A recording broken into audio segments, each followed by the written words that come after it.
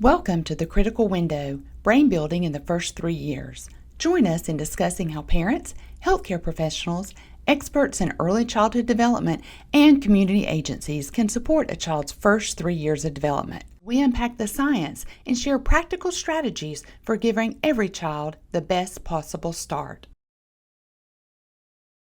So, welcome to a conversation about what it means to trust your instincts, to trust strangers with your most precious possessions and hopes and dreams, and to trust the scariest moments. There can be a beauty and a breakthrough in each of these. Today, we're speaking with Tiffini Fleck, who's a friend of mine, and I'm so excited that our paths have crossed again, who faced an unimaginable decision while pregnant with triplets. And she discovered that sometimes the most scary paths leads to the most extraordinary outcomes. All right, so Tiffini, I've set it up that we're going to be talking about a lot of emotions, from joy to fear to uncertainty to trust. And I know that because I know you personally, that you're going to weave a thread that carried you throughout from beginning to end.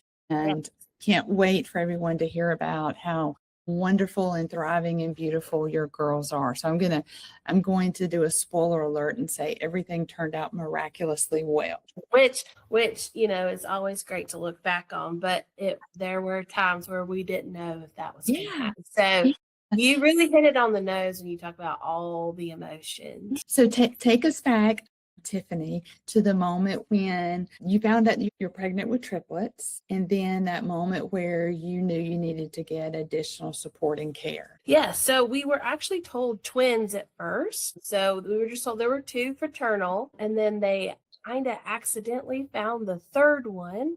And so when we were sent to a specialist, that's when it was confirmed we had triplets. And I'll be honest, I panicked. I freaked out because I can hold 2 babies, but I can't hold 3 babies. And so 3 felt like that step towards overwhelming for us, for sure. And so having 3 also meant higher risk. And so we were told from the beginning twins were technically considered high risk, but 3 just like multiplied that risk more. And so there was definitely a panic and a fear of, no, what are we gonna do? Dollar signs went up in my head, and just a little bit more. I guess twins felt a little doable maybe, but triplets was that little, I don't know if I can handle this. Sure. Well, I mean, you bring up just a very logistical concern. Okay, you've got 2 hands, 2 arms, 2 legs to rest them on your lap. You don't have 3. So that in and of itself could be somewhat overwhelming. This was your first pregnancy that you're going to carry to term. So it's not like you could compare it to previous pregnancies or children. Like, I did that with my first 2. I got this. So all new for you and your husband. Yeah. And then also, and I didn't get into this, but we live in North Georgia. At the time I lived in North Georgia. So even in a smaller town in North Georgia, you have to travel a little bit to get to specialty doctors. Talk to us about that, because you were going beyond just your OB-GYN at that time, right? Yes. So at the time we lived in Conyers, which was outside of the perimeter of Atlanta. And Atlanta has quite a bit of access to multiple doctors. So there was a lot of options out there, but it was really overwhelming as to where to go and things of that nature. And traveling anywhere in Atlanta is hard. And that travel would get harder later on in the pregnancy as well. Okay. So when did you find it? So you found out you're going to have triplets. You're like, oh, okay. And then when did you find out that you were going to need even more specialized care than you could get in the Atlanta area? When did that conversation? 12 weeks was the triplet, and like 2 weeks later, maybe like 14, 15 weeks is when we were told that there was possibility of something wrong for the twin-to-twin transfusion syndrome. So so still kind of early on in the pregnancy. And that's when the specialist found the twin-to-twin transfusion syndrome around the 15-week mark. And we got to that specialist the maternal fetal medicine specialist, was recommended by my regular OBGYN. And they, from the get-go, were like, we're not specialists. We can't do this. You have to go see somebody who has the better technology and more knowledge. So you didn't have a long time from when you found out you were expecting triplets to now, okay, so I'm just wrapping my head around this. And a couple weeks later, maybe your next appointment or the next, like not only do you have triplets, but this is a high risk case and you're going to have some advanced surgery care. Yeah. And the first person we saw at the specialist doctor, I didn't like. It was, I don't know how to describe it except for like when you're just sitting there and you just feel like something's not right here. And she didn't seem knowledgeable with multiples. She had dealt more with other types of reasons why patients would need high risk, like if they have a medical diagnosis or diabetes, things of that nature, or older patients. And so we had already said, can we please have somebody with experience with multiples? So it was the next one that we saw at the 18 weeks that was very knowledgeable. And at that time, twin-to-twin transfusion syndrome was still fairly new. And it was a term that not a lot of people understood or had experience with or knew what to do with. And so we were extremely grateful that there was somebody available because we had heard stories of people who had multiples that this was not caught at a stage that was doable or fixable or wasn't caught at all. And way back, it was called the disappearing twin syndrome because people didn't have the technology and the things to find this specific syndrome. And so we were extremely grateful that this maternal fetal medicine person had experience and knew what to look for. So tell us a little bit more about, I had not heard it referred to, the disappearing twin. So educate me a little bit on what is this syndrome, and then at that time, what were the options to support you and baby? Okay, so I have one triplet. She had her own placenta. And then two of them were twins, identical twins sharing a placenta. And so when identical twins share a placenta, they share blood vessels on top of the placenta. And so what twin-to-twin transfusion syndrome is one triplet pushes all of their fluid to the other. And so I'm just going to say baby A and baby B at this time, but one baby A, is pushing all of her nutrients to the other baby. So baby A has a small percentage to grow and not enough fluid. And baby B has too much fluid and a larger percentage to grow. So her heart and brain were actually being overworked. And getting ahead here, but that's the reason why she has sensory processing disorder now, because her heart and brain were overworked because she was getting all the fluid and it was going through her so much more than baby A, who had very little fluid, not enough nutrients.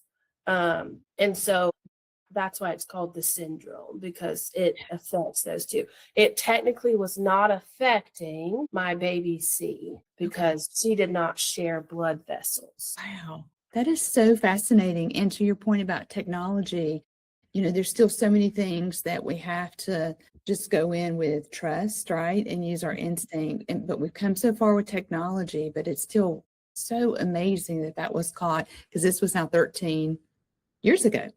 That they were able to find that you had this, and two, your twins were sharing one placenta. At what point did you end up at Cincinnati Children's? So when we were pulled into the office, and that's when we knew something was wrong. When we were pulled into the office, we were given three choices. You can do nothing, and sometimes, babies will be okay.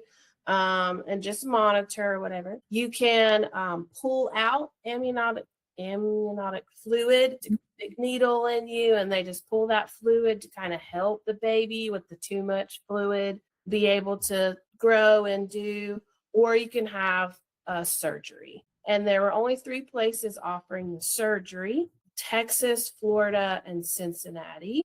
And our specialist had more experience with the people in Cincinnati. I have family that live in St. Louis. And I had heard of Cincinnati Children's Hospital before. And so, it took us she gave us all 3 options. My husband and I literally looked at each other and said, "When's the next flight?" Oh my Like, God.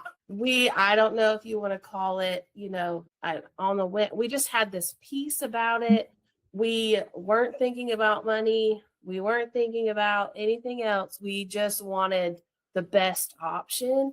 We were told that this could have the most percentage or guarantee that we would at least bring 2 babies home, because the baby that has the small amount of placenta and is pushing all of her fluid, she could die. And what the surgery, when at first we were told, is if this baby dies, the surgery would prevent the toxicity from killing the other twin. Okay. So we were going into it thinking we would at least like 2 out of these 3 kids. Yeah. Well, I'm glad I started this conversation with the spoiler that all ends well. Yeah. So that people aren't pulling their Kleenexes just yet. So I mentioned earlier, so I met you several years ago. You were teaching in North Georgia, but you mentioned earlier at this time you were in Conyers. Were you teaching at the time that you were pregnant? Yes. So, and how do you navigate this while working? This is the other part of the story that made it so scary. I was a first year teacher. Oh my goodness. And I was doing what all teachers want to do, and I was trying to plan to have a baby over the summer. And the due date was July. So I did a really great job doing that. But I was a first year teacher, just got insurance. I've been married 4 years by this time. My husband did have a steady job, but teacher salary, he works in the ministry. It was very low, but we had the, state insurance. However, after surgery, when we found out that I couldn't go back to work, I didn't qualify for FMLA. So I found out I was pregnant in November, and the surgery happened in February. And when the surgery was over, they said, "You can't go back to work. You have to stay horizontal till the babies come." And again, another freak out, panic moment. How do we pay for our bills? How do we pay for insurance? How do we do all that? Because I didn't qualify. The district was required to keep my job and offer it to me when I could come back. But I had no sick days. I had no insurance. It was reality set in pretty hard. But throughout the entire time, I just kept saying, whatever the doctors say, I'm doing. There was another teacher actually on my hall that had been pregnant with multiples, and she lost them because she didn't listen to the doctor. And so when she found out I was pregnant, she said, "Tiffini, whatever the doctor says, do it. It doesn't matter what they tell you, got to do it." And I think that really helped me, truly listen in. Because again, first pregnancy, I'd never been pregnant before. I didn't know what I was doing. And so if the doctor said jump, I said how high. Yeah. Because we wanted some of these unborn babies to come home. Yeah. But yeah, first year teacher, right out of college. Just bring it on, so many opportunities for you, because I started with trust, where you were trusting your husband and he's in ministry. You were just trusting that this is the right next best thing to do. So you arrive in Cincinnati. It's February. It's cold. I haven't been to Cincinnati. I did live in Minnesota for a while. Okay. Yeah, but so you arrive in Cincinnati. You said you had family in St. Louis, but it's you and your husband and your very self, right? Yeah.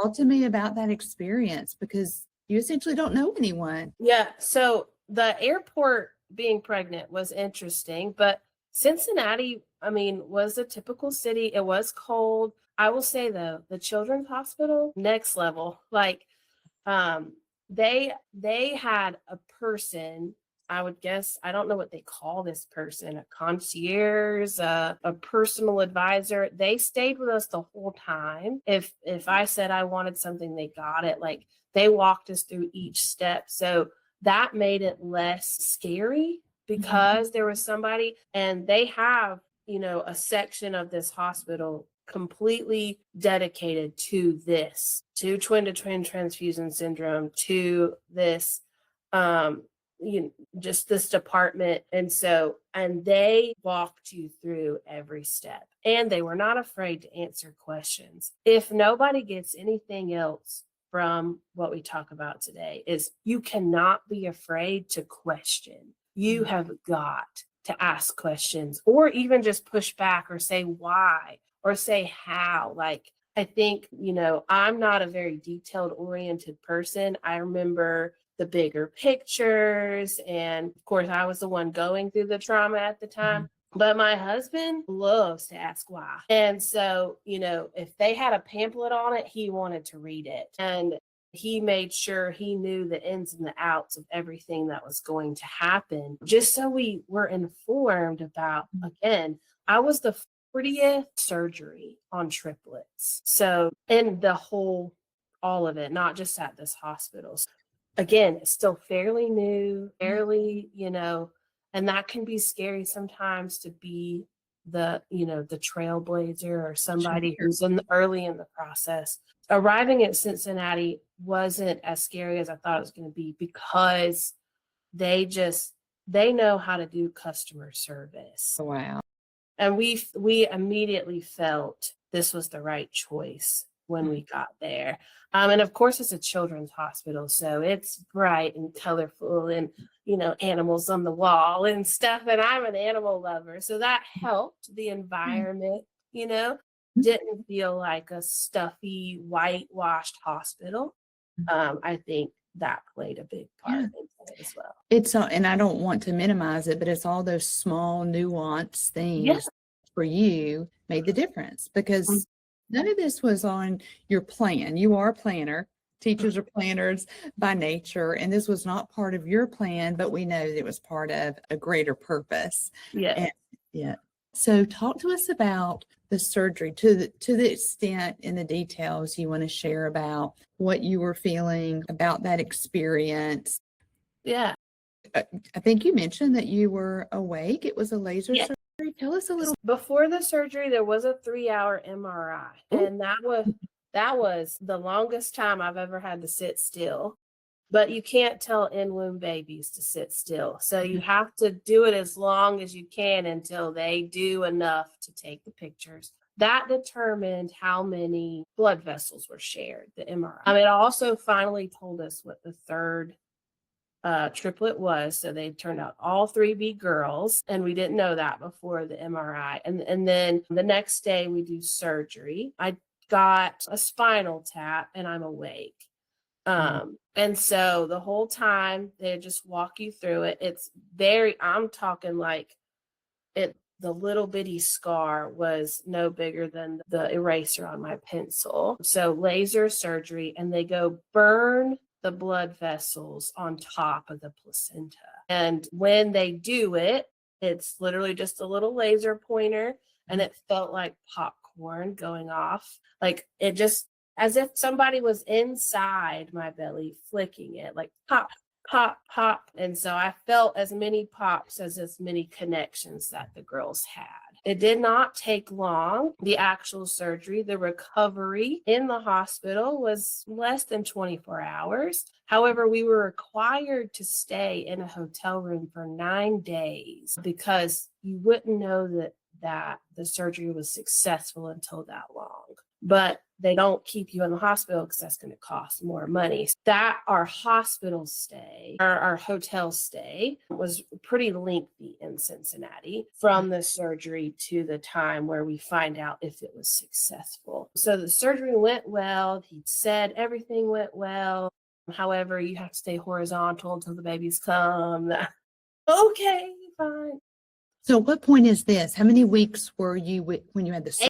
I had the surgery at 18 weeks. So that's pretty fast. You found out at at 15. 15, and then Yeah. 18. Okay. So Yeah. things move very quickly. Yeah, because the Surgery. earlier you can do it, the better. Sure. Once if they diagnose this, they're like, you got to make a decision pretty fast. Okay. Because the longer baby B has that fluid running towards them, Mhm. and then of course as they grow, the more possibility, because that surgery showed us that um, baby A had 30% of the placenta to grow in. Baby B had 70. That's a pretty low percentage. And if they stunting the growth could cause the child to die. And Yeah. so again, they want to sever the connections so that your other twin doesn't get the toxic stuff. Chance to thrive and survive. Yeah. Yeah. So you leave, so the surgery was successful. You leave the hospital, you stay in a hotel for 9 days. Then Mhm. what? What happened after that? Then we actually went to a specialist. We didn't go back to the hospital. We went to a specialist in the area. And they do the sonogram and check the fluids. And that's when they can tell if the fluid correction worked. Okay. And so we were told that the surgery was successful. Now you have to be on bed rest till the babies come. The goal is 28 because that's the viability for most babies at 28 weeks. That's when the lungs and stuff like that. And then you also have to be on this really horrible medication that makes you feel like the bottom of the earth. It's a heart medication, but it is a heart medication that does travel through the placenta. So it's helping Isabella's heart, or baby B. And so because her heart was so overworked, she needed something to kind of help that. But it's one of the worst parts after the surgery was that medication. So it was go home, stay horizontal, go to all your doctor's appointments until the babies come. So how did you travel home? Because you went back to Georgia then, right? Did you travel? We got on it. Oh yeah, we went back on a plane. Oh wow. So it really wasn't too bad. They removed, I lost a lot of weight. They removed, I think my husband said it was over 5 liters of fluid during surgery. So I was a little skinnier when it came back. The plane ride wasn't bad. And they did the wheelchair stuff, so I didn't have to walk. But as soon as I got home, I had to be laying down. I wasn't supposed to be sitting up or standing for more than 10 minutes at a time.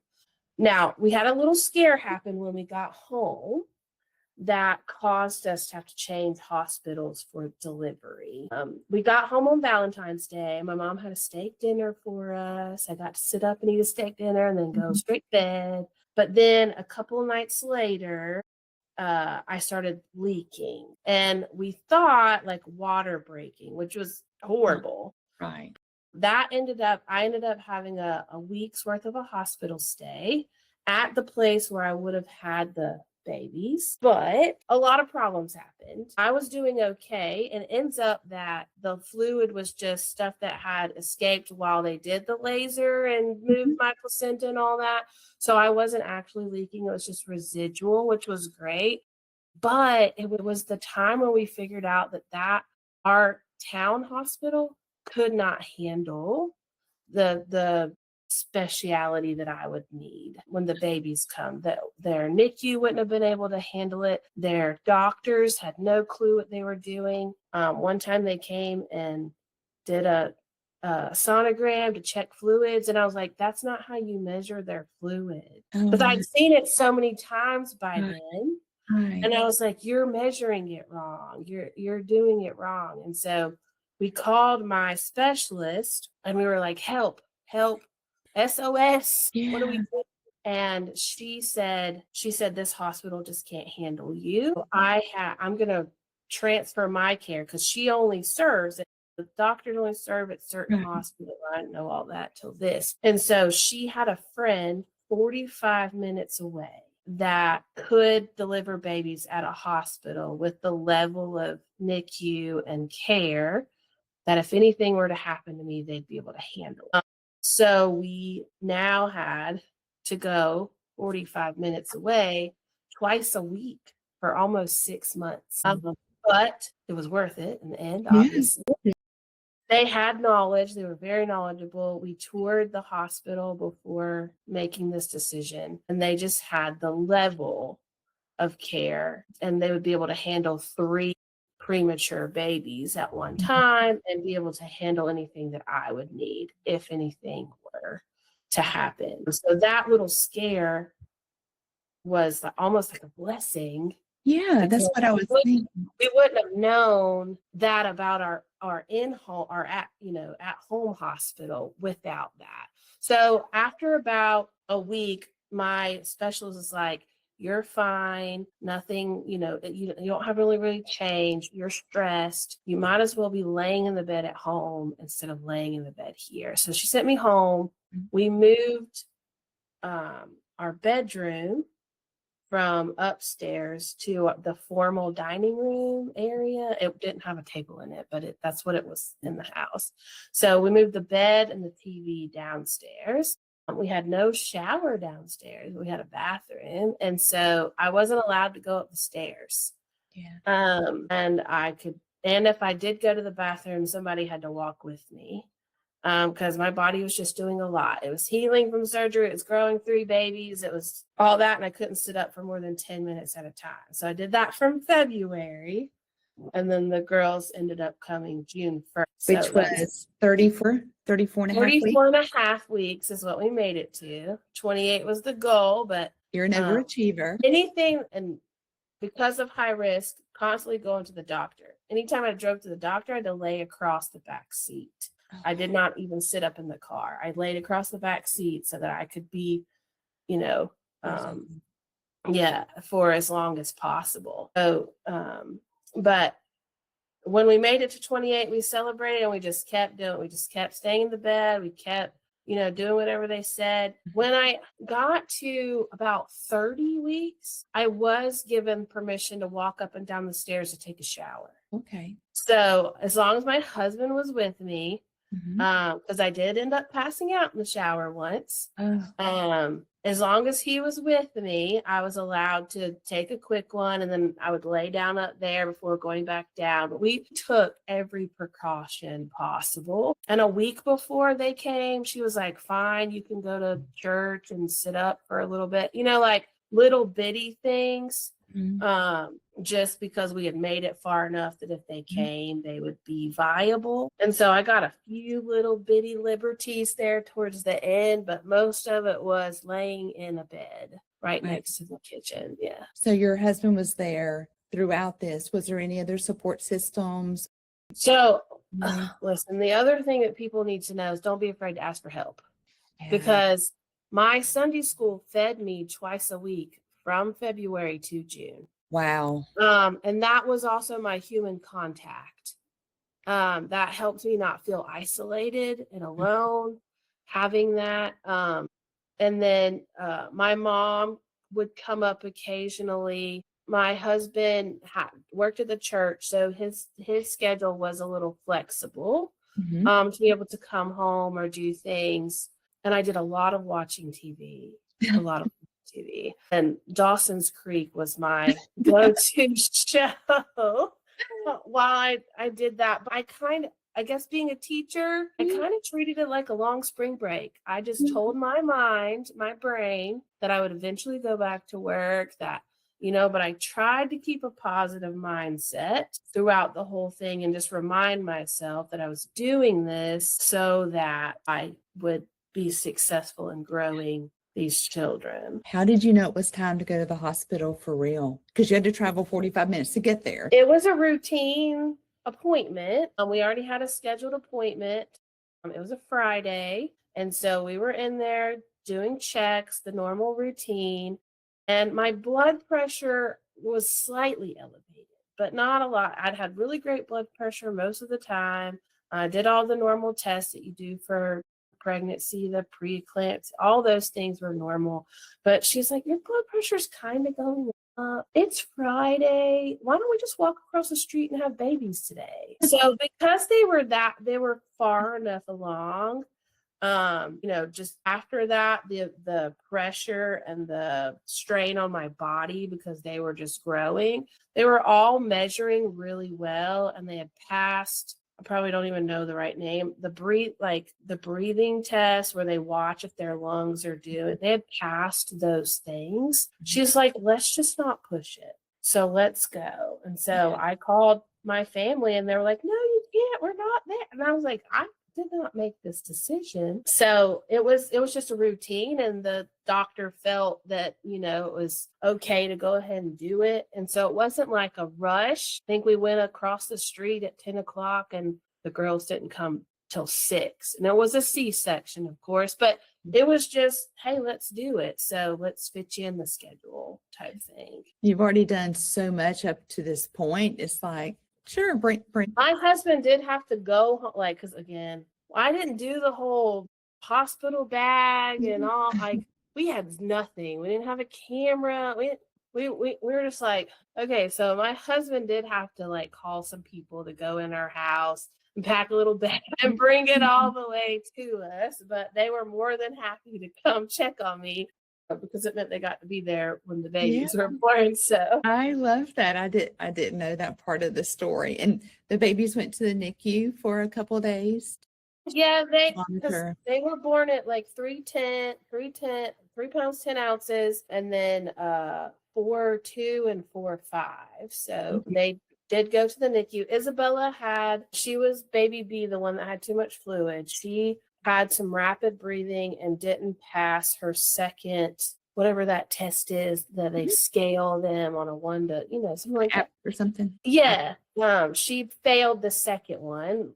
She started turning blue. And so it was a very rushed, my husband was actually holding all 3 of them in his hand, and the doctor was taking a picture, right? And they were wrapped up, and the doctor was like, okay, that baby needs to go. There was a ton of people in that operating room. There's like 3 nurses per baby, I think, plus the doctor and all that stuff. So they did all go to the NICU. Hannah and Sophia ended up being just feeders and growers and stuff of that nature. Isabella needed the extra help with the breathing. She was just breathing, kind of rapidly. So it took her a couple of days on oxygen to go that route. And when they're premature, they have to pass car seat tests and things of that nature. And they had to be able to sit in a car seat for 45 minutes, because that was how long it would take us to get home, and all of these, lots of things. But they were in the NICU for 10 days, and they all 3 came home on the same day, which was enough. In 1 car or 2? 2 cars. We just had a Toyota, a little, and 3 car seats do not fit across the back seat of a Toyota, if anybody wants to know. Who knew? So many things I wouldn't have known. So we did 2 car seats in 1 car that my mother-in-law drove. And even with those, my sister, she was a teenager in high school at the time. She was skinny, and she could fit in between the 2 car seats. And I was like, you have to watch their lips, and you have to do this, and you put your hand on them, and you make sure they're breathing, because I was scared. I was like, wait, I would take them all home. And I didn't bring home, none of them had they didn't come on the little outlets, the oxygen. They didn't come home with nothing. And so we've been hooked up to stuff, and I can hear their heartbeats and all this stuff for 10 days. And now here you go, just take them home. And I was like, I literally looked at the NICU doctor, and I said, are you sure that I should do this? And he was like, yes, because they're feeders and growers. They just need to grow. Sophia was still barely at her birth weight, but she had made it. So she was still only 4 pounds when we brought her home. The other 2 had made it to the 5 pound, that they want and stuff. And so my sister sat between 2, and I sat next to 1 in the car, and we took the ride home 45 minutes and had our first night with 3 babies. I mean, I didn't know that we would die. It was scary. I'm not going to lie. Well, that's what I'm Especially wondering. yeah. Well, especially since, if you ever have had children, everybody would know that your hormones do like all sorts of weird things after having children. And I had three sets of hormones going through my body. So brain fog and like exhaustion, even though I at least got to sleep a little bit because I was at home without babies. Like that was just a real thing that I was like, how am I going to take care of three babies coming home? Questioning the whole time. You have the elation of getting pregnant, you and your Yeah. husband starting a family, and you had it planned out to deliver in the summer so it doesn't inconvenience anyone, no substitute teachers. And wow, your world was turned upside down. Every step of the way, there were scary moments. Like you Mhm. handle one and there's another one. And as I listened to you talk, would you say that leaving the hospital with the three babies was equally as scary as some of the other things that you went through? Absolutely. And probably scarier because they're real now. Yeah. Like when they're in your belly, it was scary and I was afraid, but like they're housed and but like I look at these things and I'm like, I can drop you, I could hurt you. You it's like a real doll. I don't know how I'm gonna do this, Mhm. without all, the doctors or the things, we had amazing NICU nurses. Like they were Oh, just so knowledgeable. And so like if I didn't know how to change a diaper, guess what? They were right there to answer my questions. yeah. And but I couldn't take them home with me, you know? Don't you wish you could have one to come home with you for a certain period of time? Yes, I will say, I want to shout out, but one of the NICU nurses did go to our church and she did come over once a week for a little while just to help out and show us some tricks and things of that nature. And then my husband is just really good at scheduling. He picks a routine and he sticks to it. So he kept the girls on their NICU schedule, the feeding, the changing, for the first couple of weeks, because I mean, there was just three of them and we had to find some way to keep who's Every who. now and probably by the time you got one fed, the next one's ready, and then cycling And the way change they that did it. diaper. Mhm. Yeah, and their little tummies, I mean, they can only hold like half an ounce or something. I'm not sure about Mhm. your little babies, but they can't hold a lot in the Yes. tummies at the beginning, so that's why they have to feed so Mhm. often. Talk to me about, so you're at home. At what point did you kind of stop and look around and go, okay, I'm doing this? Was it weeks, months, years? It was probably weeks at least, if not months. Again, there was three of them. They round the clock schedule, and I had them in June. I had to go back to work in August. I didn't have a choice. I didn't have a choice because of a contract I had signed. I had no choice but to go back to work. They still weren't sleeping through the night by August.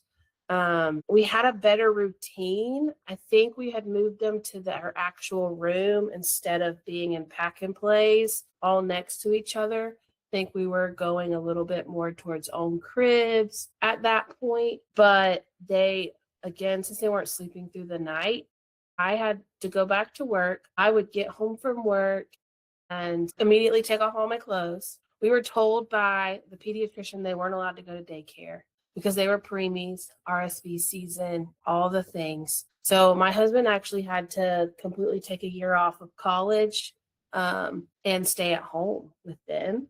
But I would get home, I would completely change because Rose Sure. student, and I would take over from wait, let me get this right. We would do like dinner and stuff, and then I got to sleep from 7 to 12 midnight.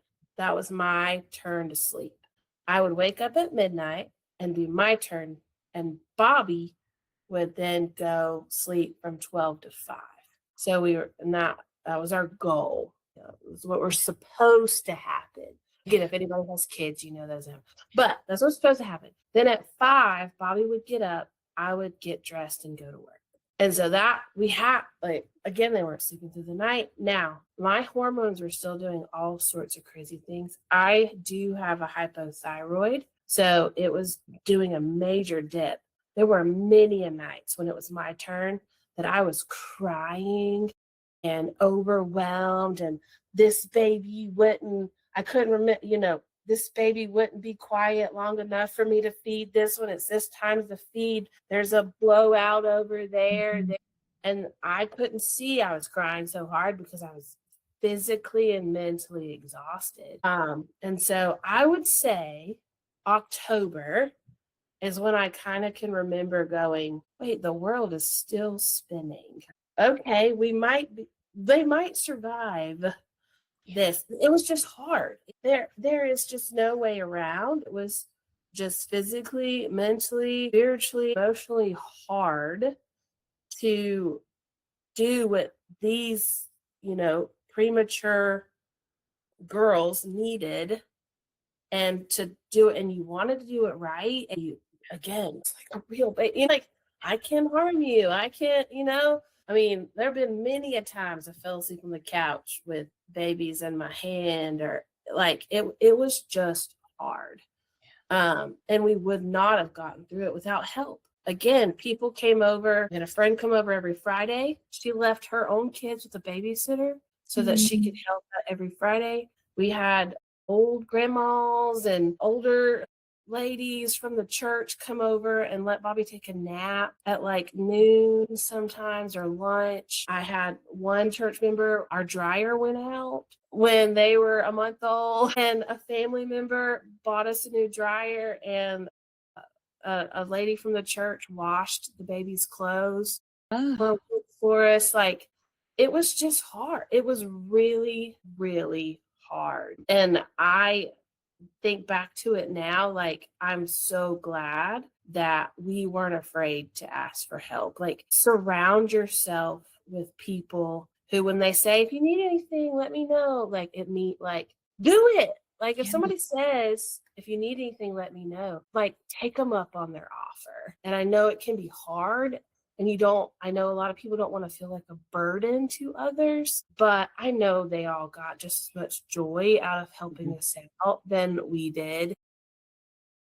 They Absolutely. were cutie pies, of course, and we call them unicorns because nobody sees three blonde-headed, blue-eyed girls, together ever, really. And so everybody loves them and stuff. And so they got something out of it too, to help us out. And people want to help. And so Mhm. just don't be afraid to ask. One of the things that I'm writing prenatal courses for families, and we just launched our platform. We have the prenatal journey, and then we have newborn by ages, newborn to 6 to 12. Yeah. We're working on 3-year-olds right now. All that being said, in the prenatal journey, I write in there about, one, think about a plan B for your delivery experience. Now, yours was very unique and you had advanced warning that you're going to need specialized care. But I think sometimes we get this Pinterest idea of what we want the birthing experience to look like, but it warrants visiting the hospital. It warrants talking to other parents. Maybe if there's any likelihood you might need to deliver in a hospital that has a level 3 or level 4 NICU, be Yeah. open to that. Be open to plan A may not work exactly as you had envisioned. Right. I think that saves a lot of unexpected emotions and, the aftermath piece of Yeah. it. You can mitigate some of that. And second, in this course, I write about build your support system early and build it well. Go ahead Mhm. and have people lined up for food and laundry and grocery. A lot of people will say, as you gave the example, just let me know how I can help. But you don't have time as the new mom with 3 babies to create this Excel sheet about the kind of help you need. So Yeah. if you're offering help, say, I'm going to come every Tuesday from 12 to 12:30. You can do whatever you want to Yes. during that time. I'm going to be there then. Because I think sometimes we mean well to offer help, but we don't know how. And what I hear you Right. saying is, we need help. So just show Mhm. up. And there's so many things that could be done during that time of just Yeah. extra I hands. think too, like, when it comes to asking for help, if you don't know what help you want, just it goes back to the first thing you said about being flexible, plan A, plan B. I think, again, my faith tells me this was all orchestrated by a higher power, but becoming a teacher, you have to be flexible because your students can show up one day without eating or you can plan all these lesson plans, but it might not work, right? And so I think the thing that got me through specifically the first couple of months and just through the prenatal stage is being flexible. Like, yes, I'd like it to happen this way. However, if something else has to happen, I couldn't control a lot of the things that happened, but I could control my reaction. Yeah. And so, and again, as the mother, specifically for the ones who are pregnant, stress can cause a lot of problems. And so the best thing you could do for your baby is to not invite that stress. So knowing ahead of time that I can't control this, what can I control? Thinking about it that way, I think helped my blood pressure stay down as long as it did. And I think ultimately helped me and just being able to navigate everything that needed to be done in order to bring those 3 babies into the world. So, Tiffini, if you were talking to a parent, if there was someone listening to your story and they just received some unexpected or maybe even devastating to them in that moment news, and they're trying to figure out what to do next, what kind of advice would you offer them? My first thing would be, don't be afraid to ask questions. I'm also a processor. I struggle with making decisions like right then, and ask for time. If there's time available, be like, can I call somebody? If you're a single mom and you don't have, the support system I had in my husband, call a friend. And even if they just listen in, having that time to process and asking those questions, I think is what allowed me to make informed decisions. So I've never done this before. My husband was his only child, so he hadn't even experienced babies before. I do have younger siblings, so I changed a diaper or 2 in my day, but this was all new to us, every bit of it. So we took our time, we processed, and we asked questions, because the more informed you can be, the better the decision you can make. That's beautiful. And I thought of a couple other questions, but I think you summed it up really well. You had to trust an outcome that you were uncertain about, but you asked a lot of questions. You tried to be as informed as possible through asking those questions. You asked for time to process, and you were very accountable to yourself on how you responded to that so that you could remain calm for your children. Not a lot of people can do that. So I commend you. Again, I did this 13 years ago. We still weren't doing the whole Google answers everything, but now you have so many resources at your fingertips. Don't be afraid to look things up. Don't be afraid to ask other people. It is hard to stay calm. I'm not going to lie. I've had some time, I'm raising teenagers right now, so it's still a little, but however, there are a lot of resources out there, free resources to people to help you with those things. I love that. Well, I've got 3 takeaways that I wrote down, and then I'm anxious to hear if you have any others. One, that trust is built through transparency and expertise. You had to be very transparent about what you needed, how you asked for things, for your doctors to be transparent with you about these are the outcomes. And you even had to change doctors. Like, you had to keep looking and trusting your instinct to get to the experts that could give you the best care. And 2 incidents you mentioned just in our time together where you just didn't have the right feel about a doctor setting. And so you had to make a call to do something different, both before the surgery and then when the babies were going to be born. The second is specialized care really does make a difference. And you had a wonderful experience up in Cincinnati. And some people in our rural communities don't have as much access to care, but Going to your prenatal visits and staying on top of your health as a mama can help you to be better prepared for, and your doctors to be better prepared for, to help navigate if there's going to be a high risk or a high need. So that's important. And then lastly, hope and fear can coexist. Yeah. Yeah. It really can't be a or, it can be an and. Yeah, I really like the hope and fear, because I feel like sometimes people can get stuck in the fear part and they're afraid. But just being aware that you are afraid should give you hope. Oh, I am afraid. So, okay, maybe I need to do something. Maybe like, don't be afraid to ask those questions and tell somebody you're afraid. Be open and honest about how you're feeling. Because it's those conversations that brought on other things. The doctor, oh, you're afraid of this, or this is how, like, that's where that openness and that honesty between my specialist and the people that cared for my girls, and the NICU doctor telling me I'd be okay when I got home. Like, me being honest about my feelings and what I was afraid is what started conversations for things I needed to know in order to better take care of me and my children. I think that not only in this situation, I think that advice really permeates so many things in our life that we have to navigate. So thank you for that. Thank you, Tiffini, for your time. You've been so gracious with your time. But